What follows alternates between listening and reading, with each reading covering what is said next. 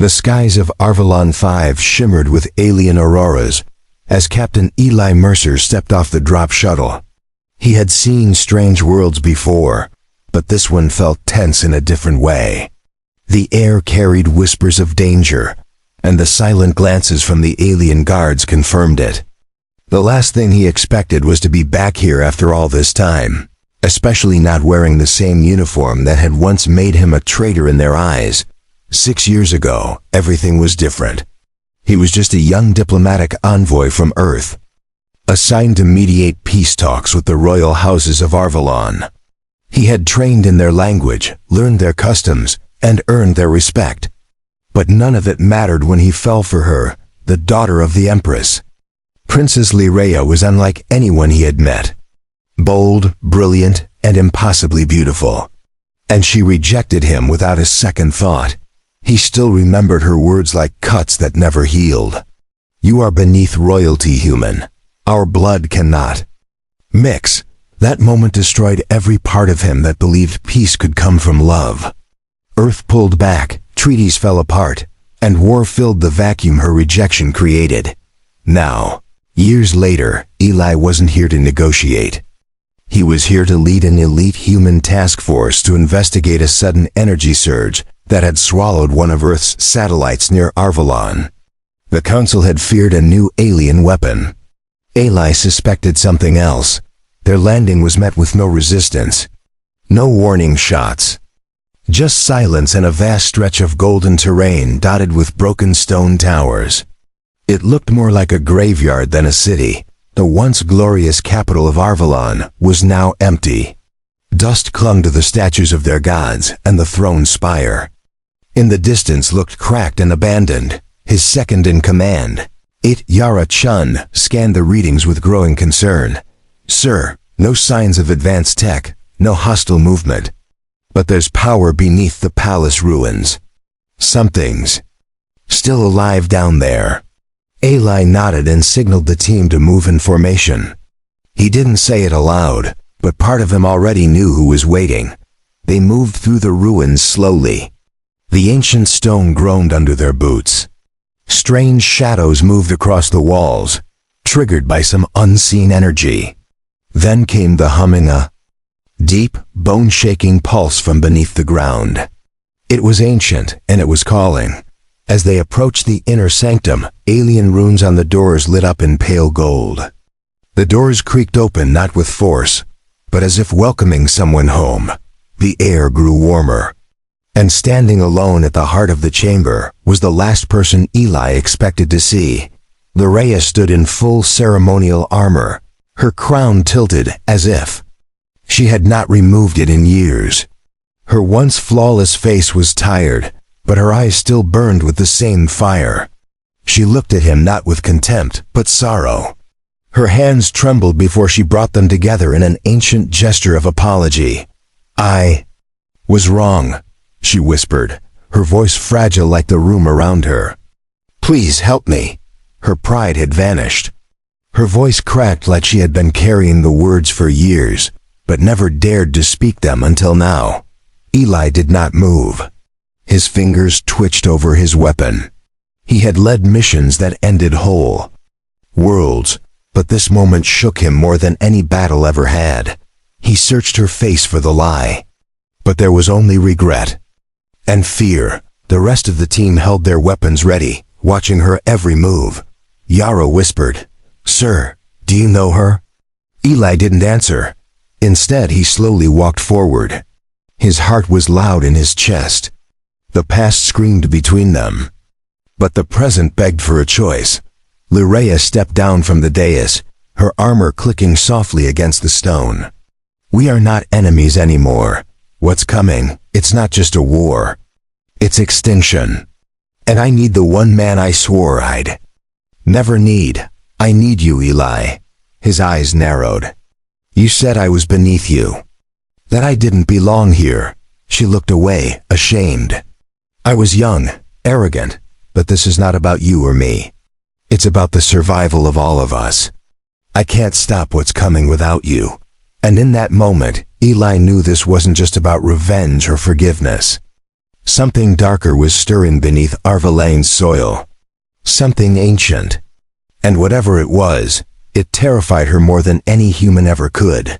He slowly extended his hand, not as a soldier, not as a rejected lover, but as the last hope she had left. Eli's fingers closed around Larea's armored hand. It was cold to the touch, but her grip was steady. For someone who had once called him a contaminant to her bloodline, her eyes now held a softness that unsettled him. He didn't pull away. Instead, he waited for her to explain what had truly broken Arvelon. Behind him, the team maintained their formation. No one lowered their weapons. Trust was not automatic here, especially not when the woman standing before them had once rejected their commanding officer in front of an entire alien court. But something in her expression told them this was not a trap. It was desperation. Larea led them deeper into the palace's ruined halls. Dust drifted down from the cracked ceilings. Faint golden lights shimmered beneath the floor, like veins of old power trying to awaken. She spoke with hesitation, like every word had to be pushed through the weight of her past pride. 6 years ago, we uncovered something below the capital. A sealed chamber, older than the empire itself, she said. My mother ordered it kept secret. Said the gods buried it for a reason, but I disobeyed. I wanted to prove I could command more than just soldiers. I wanted glory. I released it. Yara glanced at Eli, eyebrows raised. Her lips moved silently. What did she release? Eli didn't answer. He could see Larea's shoulders trembling slightly as she continued walking. She had always hidden fear behind her golden armor. But now, that armor looked like it was holding her together. It was alive. Buried for 1,000 generations. A creature of pure entropy. It fed on memory, language, identity. We called it the Hollow One, Lyria said. It doesn't kill. It erases. It turns cities into forgotten ruins, people into empty shells. That's why you saw nothing when you arrived. They were taken. Eli stopped walking. His voice was low, sharp. You're telling me the war never happened. That Earth fought shadows while you lost your entire civilization in silence. She nodded without lifting her gaze. We made.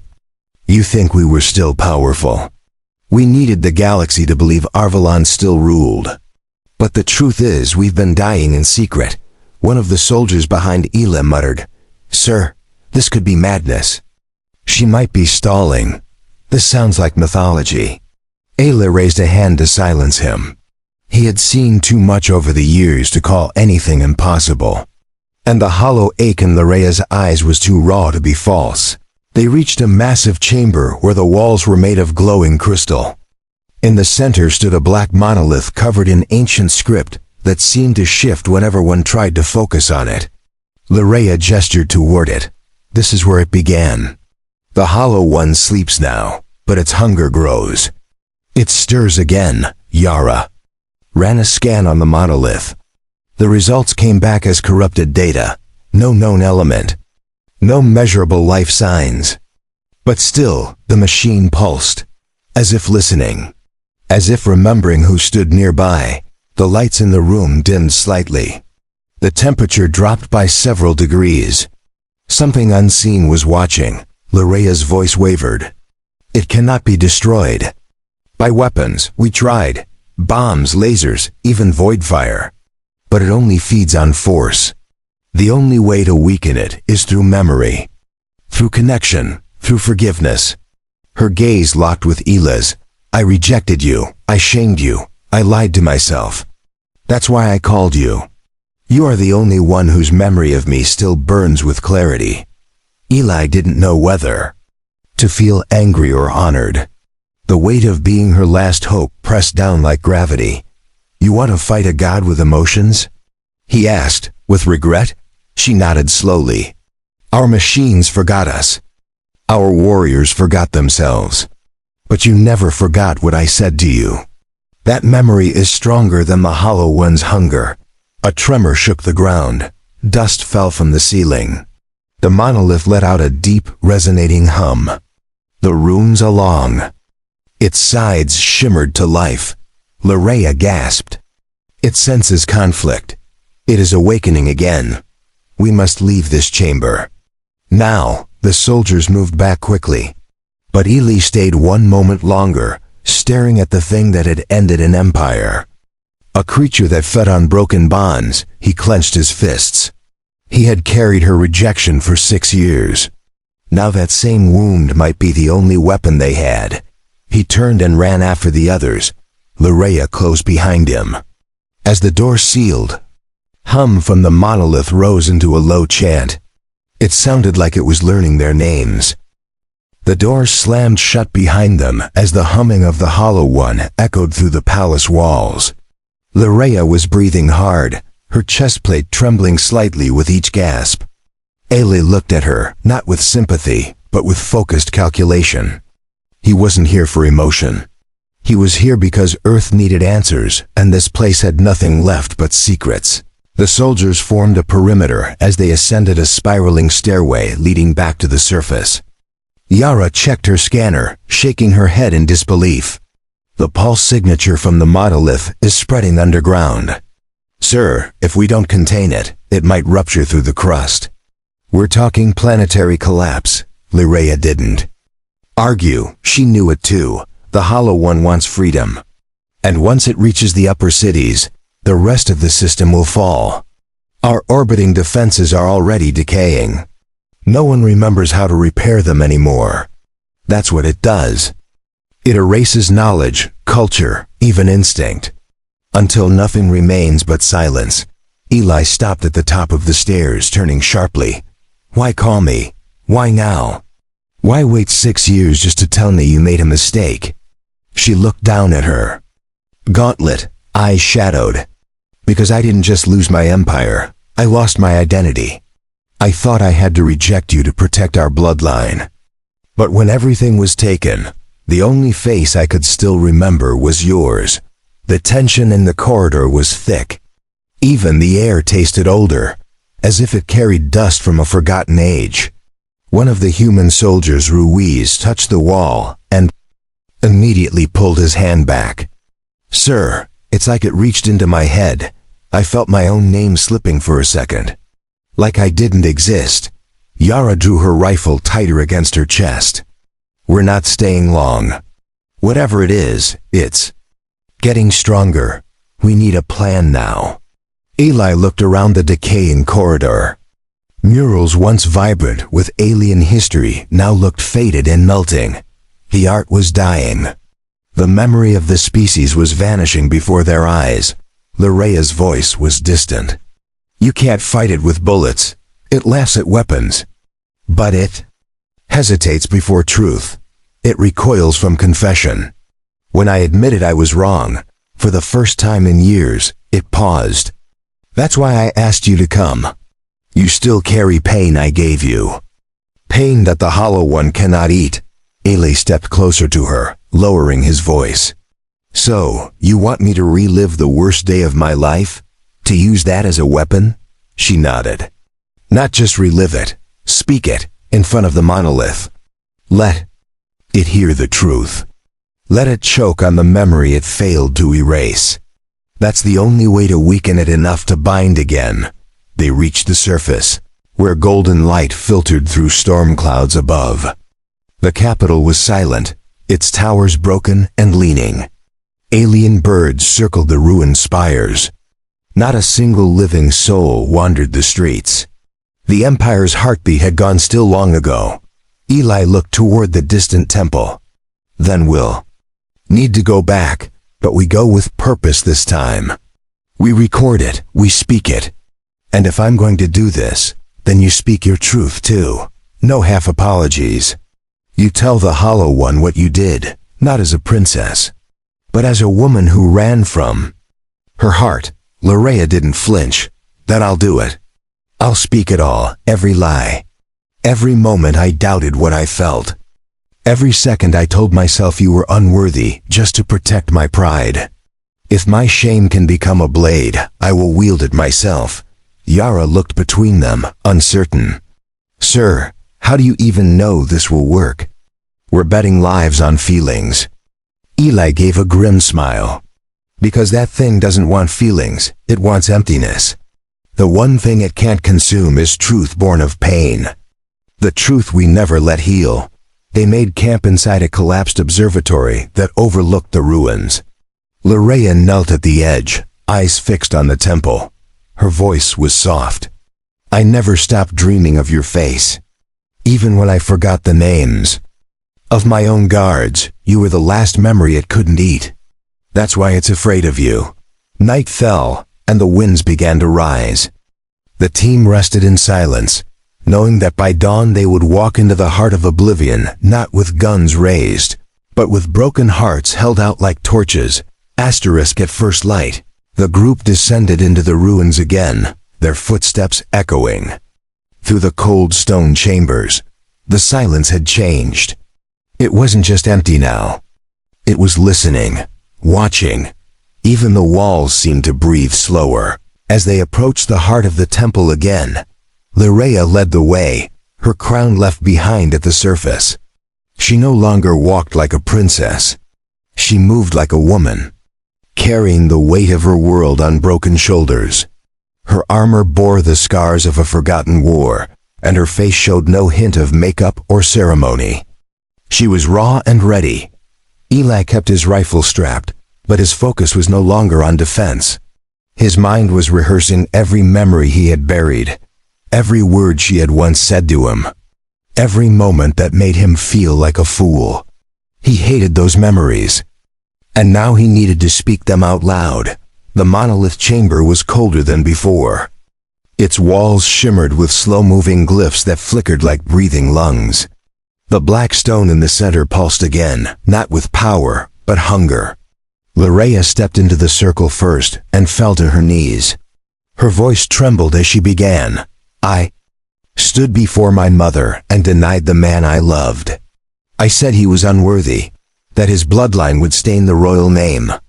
I said these words to protect my image, not my people. And when he left, I told myself I was stronger for it. But I was weaker. I was hollow long before this monster came. The glyphs paused, just for a breath. Then the pulse slowed. The hollow one was listening. It had heard these words before, from thousands of rulers. But Lorea's voice carried pain that cracked the air like lightning. She kept going, eyes shut, fists clenched on the stone floor. I knew I loved him, but I didn't know how to choose him. I watched his ship leave, and told myself he would forget me. I hoped he would, because if he didn't, it meant I had done something unforgivable. And now I ask him before you, Hollow One, to forgive me, because I cannot forgive myself. The monolith flickered violently. The walls shook.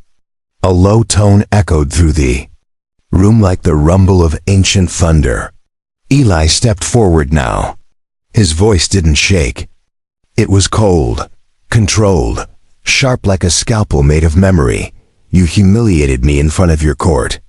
You made me believe that love had to kneel to politics. That blood was more sacred than truth.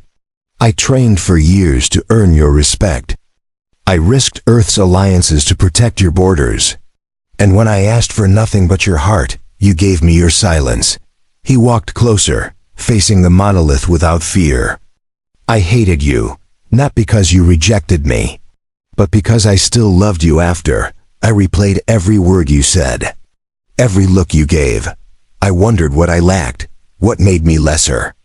And I let that question rot inside me until I couldn't trust anyone else. Loraya looked up at him, tears on her cheeks. She didn't interrupt.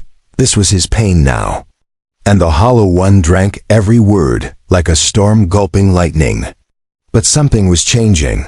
The stone wasn't glowing stronger. It was dimming, fading, cracking at its edges. Eli pointed at the monolith. You erase people by stealing what they won't say. You eat silence. But I'm done staying silent. You can't consume what I confess. So hear it. I loved her. She broke me. And I never stopped loving her. But now I say it without shame, because this pain is mine, not yours. A sharp blast tore through the chamber. The monolith cracked open, releasing a wave of heatless air that sent the soldiers staggering. Strange whispers filled the air, like voices from dead languages screaming in protest. Lirea screamed as blood trickled from her ears. Yara pulled her back while Eli held his ground. The whispers targeted him now, words from his past, moments he never told anyone. They tried to overwhelm him, but he kept speaking louder. You don't get to decide who I am. You don't get to erase what I chose to remember. I remember her. I remember love. The monolith shattered. The darkness collapsed into itself. The room went still. The Hollow One had retreated. Not destroyed, but weakened. For the first time in centuries, the temple floor did not hum. It simply lay silent. Eli collapsed to one knee, gasping. Lirea crawled toward him, placing her hand on his chest. It hurt us, and it feared us. Not because we are warriors, but because we dared to speak. When they climbed out of the ruined temple, the sky had changed. What had once been hazy gold was now darkened with spirals of violet clouds. The air trembled with the remnants of the Hollow One's collapse. But the silence that followed was different, not empty, but cleansed. As if the land itself had taken a breath for the first time in years, Lirea sat beside a fallen statue, rubbing her arms as if cold. Her eyes stared into the distance, unfocused. The palace spires now looked even more broken, but less haunted. For the first time in 6 years, she could feel her mind stretch beyond survival. Names were returning. Faces, voices of those she had lost. Eli gave her a flask of purified water and knelt beside her. You all right? He asked. She didn't respond immediately. When she did, it was with a whisper. I remembered my brother's song. He used to play it on a crystal flute during sunrise drills. I had forgotten it until now. But it came back to me. She looked at Eli, eyes red. It's working. The Hollow One has been pushed back. But only here. Only where the truth was spoken. The rest of the capital remains in its grip. And if we don't keep pushing, it will rise again. Stronger. Faster. Meaner. Yara walked up holding her scanner. Sir, I've got something. There's a secondary energy source about 2 kilometers north. It's pulsing in waves. Similar signature, but erratic. Like it's trying to anchor itself. Could be a second fragment of the Hollow One. Eli nodded and stood. Then we don't wait. We move now. The longer it roots itself, the harder it'll be to shake loose. He looked back at Lirea. You said truth weakens it, so we'll bring more truth. But not just from us, from your people. The survivors. Anyone who still remembers who they are. Lirea's voice turned bitter. There are no survivors. The ones who were not devoured by silence wandered off into the Kavado, wastelands, mindless, forgotten. I tried reaching them for years. They didn't even know their own names. I was the last one who remembered anything. Eli's voice hardened. Then we remind them. If memory is a weapon, then we become its messengers.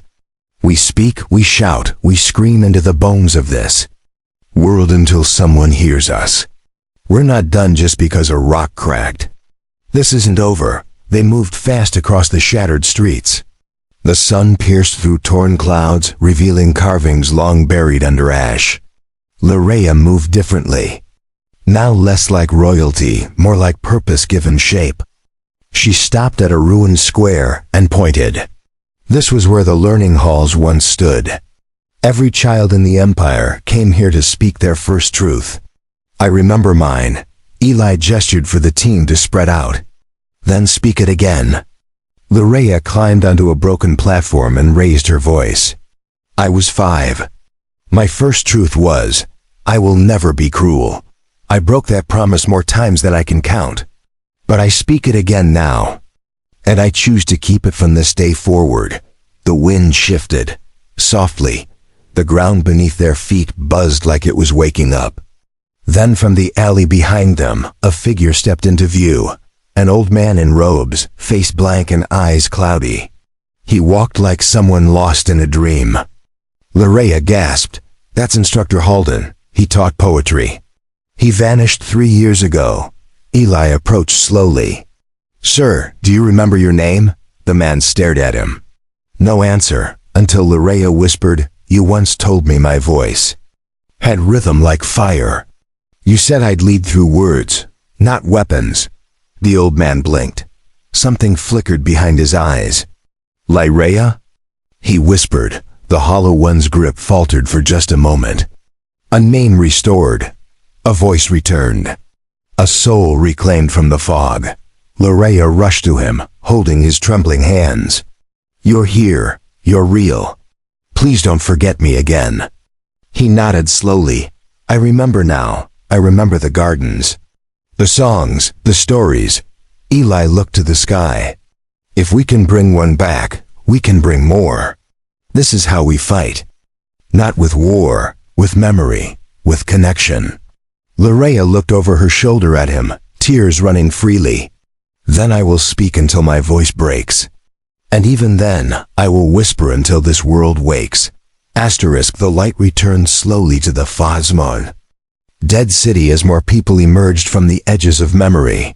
Larea's voice had become a beacon. One by one, lost citizens began to appear, drawn by a sound they hadn't heard in years. Their names, spoken, remembered, restored. Some came crawling, some stumbling, all confused and trembling. But they came. Eli stood beside Instructor Halden as he regained more awareness with each breath. The Hollow One doesn't just erase, it buries. But names are like fire under soil. Say them loud enough and they burn through the dirt. The old man nodded slowly, tears rolling down his withered cheeks. "You brought me back." Larea stood in the center of the square, no longer armored in gold, but cloaked in purpose. She raised her arms and declared, "We are not broken. We are buried, so we must dig, with voice, with truth. With every scar we carry, speak your names. Speak your first promises. Speak even if you tremble." The citizens responded in quiet waves. An old mother wept and spoke her daughter's name. A former soldier mumbled his oath. A child too young to understand mimicked the sounds. It wasn't perfect, but it was enough. The city began to breathe again. The Hollow One, sensing resistance, struck back. A tremor split the ground near the palace ruins. From the fracture rose shadows shaped like forgotten people. Their faces were blank, their mouths stitched shut. They drifted toward the voices, silent and hungry. Yara raised her weapon, but Eli stopped her. "Bullets won't help. Say something real. Say anything that matters to you." Yara hesitated, then took a step forward. "My father told me I was born during a thunderstorm. He said that's why my heart never learned fear. I lost into war, but I remember his voice. I still hear him when I close my eyes. His name was Sato-chan. He was kind." The shadows recoiled, their forms shuddered. Several collapsed into ash as if the memory had burned through their silence. Larea's voice followed. "My sister's name was Alinya. She used to braid flowers into my hair and call me brave when I cried. She died when the temples fell. But she lives in my memory." The wave of darkness retreated for a moment, but surged again. This time larger, more violent. The Hollow One was awakening fully now, sensing its grip over Arvalon slipping. From the temple depths came a roar not of sound, but absence. A roar of unbeing, of void, of rage without shape. Eli stepped into the center of the square and shouted, "My name is Eli Mercer. I was once a diplomat, then a soldier, now a man, with scars that were never seen. I carry the pain of rejection, the shame of being cast aside. And yet I stand here with the same heart, still burning." The wind blasted around him. The air turned black at the edges. The Hollow One tried to drown his voice, but it couldn't. Every word Eli spoke had weight, had roots. Lirea walked beside him and took his hand. My name is Lirea Vos, once heir to a silent throne. I was wrong. I chose pride over love. But no more. Together, they held their hands high. Let Arvalon remember, Eli declared. Let its people rise with their names, not as royalty, not as soldiers, but as souls who refuse to be forgotten. The people around them echoed the cry. Names filled the square like stars returning to the sky. The ground cracked again, but this time not from malice. From release, from truth too loud to silence, from voices too real to erase. A light burst from the temple and shot into the sky. The Hollow One screamed, then fractured. Its pieces scattered into ash that fed the soil of the world it had tried to devour. Silence returned once more, but this time it was peaceful, like the final page of a book being closed. Lirea collapsed to her knees, breathing hard. It's not dead, she said softly, but it's broken, and it knows now. We are not weak. We remember. The next day, the skies over Arvalon were brighter. The spirals of darkness had thinned, allowing the original golden glow of the planet's atmosphere to return. It was not yet beautiful, but it no longer felt cursed. The streets, once empty, now echoed with the cautious voices of those who had awakened. Lirea walked through the ruins slowly, touching stone carvings he hadn't seen with clear eyes in years. Each surface held a memory, each path a name. Her fingers trembled as she pressed them against the gate of the Hall of Ancients. I forgot this place. My father brought me here before his last campaign. I was still a child then. Behind her, Ele surveyed the people gathering in the square. Survivors were forming lines to receive supplies from the human team. Others were painting names onto walls, using fingers and broken tools, dipped in dirt and ash. They were rebuilding not with technology, but with memory. Yara approached with her scanner and a new message from orbit. Sir, Command wants an update. They're asking if Arvalon is safe for extraction, or if planetary quarantine remains in effect. Ele took the device and responded directly. Tell them the threat has passed for now. But this isn't a tactical victory. It's a cultural one. And it's still fragile. He handed the scanner back and turned to Lirea. The Hollow One is wounded, but you said it's not dead. So what now? She looked toward the eastern mountain range where black lightning still flickered faintly. It left pieces of itself behind, echoes. They'll try to grow again. Unless we plant stronger memories in their place. Eli frowned. Memories aren't easy to create on command. People can't just force truth. It has to mean something. Lirea nodded. Then we give them something worth remembering. A symbol, a reason to rebuild. A reminder that we fought silence with pain and won. They returned to the observatory ruins where Eli had first stood face to face with Lirea after 6 years. The chamber was now lit by soft sunlight pouring through broken glass above. Lirea stepped to the center, removed her royal insignia, and placed it on the cracked altar.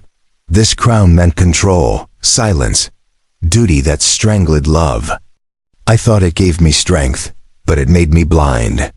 Today, I give it up. Not to abandon my people, but to become one of them again. I will speak my name, not hide behind a title. Eli watched quietly. The others stood in a wide circle around her, saying nothing. Lirea placed her hand on her chest. My name is Lirea Vos, not heir, not princess, just Lirea. And I stand as a memory that refuses to fade. This is my truth. And I give it freely. A pulse ran through the chamber floor. Faint but real, the Hollow One still felt truth. Still recoiled from it.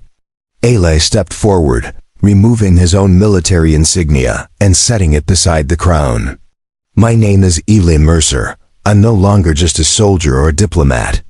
I am a man who remembered even when it hurt.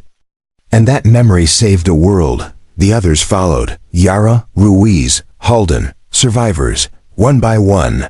They placed tokens, keepsakes, fragments of their former lives in the circle. Each person spoke a truth. Each one became a spark. The observatory began to glow, not from technology, but from meaning. Larea turned to Eli.